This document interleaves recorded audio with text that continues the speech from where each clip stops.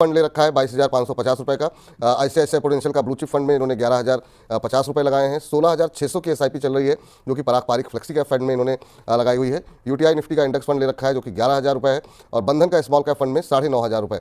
14,450 quant का mid cap fund ले रखा है, और निपॉन इंडिया का स्मॉल कैप फंड भी इन्होंने 14,750 का लगा रखा है। तो जरा पीसीआर की टीम अगर हमको बता सके कि आखिर में टोटल इनकी एसआईपी 99,000 रुपये की मैम टोटल इनकी एसआईपी जा रही है, यानी कि करीब करीब 1 लाख रुपए की एसआईपी इनकी है। इसके अलावा 9 लाख रुपए की एफडी इन्होंने की हुई है, और बॉन्ड में इन्होंने करीब 3.25 लाख रुपए पैसे लगाए हुए हैं।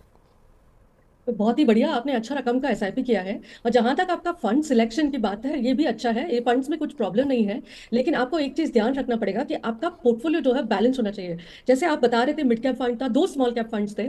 तो जब आप एक पोर्टफोलियो बनाते हैं तो बैलेंस होना चाहिए कि एटलीस्ट आप कितना भी अग्रेसिव क्यों ना हो, आप हर एक फंड जैसे फ्लेक्सी कैप, मल्टी कैप, कोई भी फंड में आप इन्वेस्ट करें, उसके जरिए टोटल आपका बैलेंस पोर्टफोलियो बनने के लिए 60 to 65% लार्ज कैप अगर रहेगा तो आपका जो राइड है वो स्मूथ रहेगा, आप बने रह सकते हैं।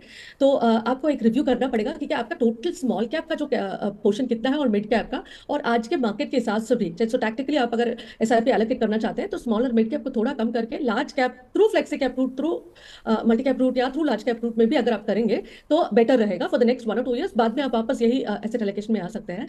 जहां तक आपका टारगेट है वो टारगेट तो इजीली अचीव हो जाएगा, क्योंकि आप 1 लाख रुपीज का एसआईपी कर रहे हैं और 4 साल तक लगातार करते रहेंगे।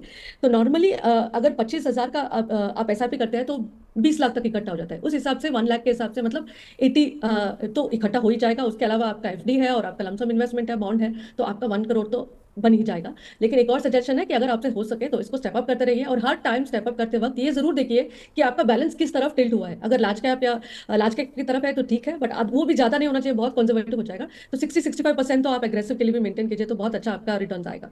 ठीक, तो उम्मीद करते हैं कि आपको आपके प्रश्न का उत्तर मिल गया होगा।